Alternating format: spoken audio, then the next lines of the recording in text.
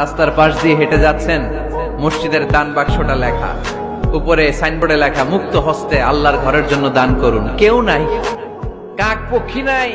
রাত বাজে 2টা, হঠাৎ করে পকেট থেকে 1000 টাকার বা 100 টাকার কচকচে নোটটা আপনি দান করে দিলেন।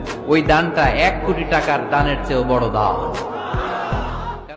যদি কেউ দেখে কিয়ামত শুরু হয়ে গিয়েছে আর তার হাতে একটা চারা গাছ, কি গাছ, আর ওদিকে কি শুরু হয়েছে, বিষ্ণু ইসলাম বলেন যদি তার সুযোগ থাকে কিয়ামত শুরু হওয়ার আগেই যেন চারা গাছটা সে রোপণ করে দেয়।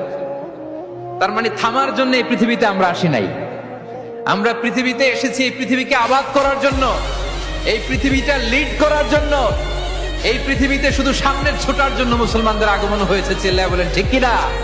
নাচানাচি দেখছো দুনিয়ায় না, লাফালাফি করেছো, জীবন যৌবনকে শেষ করেছো। এই জীবনের সবচেয়ে দামি সময় হচ্ছে যৌবন, এটাকে কোন কাজে লাগিয়েছো? কিয়ামতের দিন জিজ্ঞেস করবে কে? আপনাকে বলতে হবে যে আপনার এই যৌবনের সময়টা আপনি কি করেছেন। আপনি কি হারাম কাজে, অশ্লীল কাজে, নিষিদ্ধ কাজে সময় ব্যয় করেছেন, নাকি কোরআনের পক্ষে ছিলেন?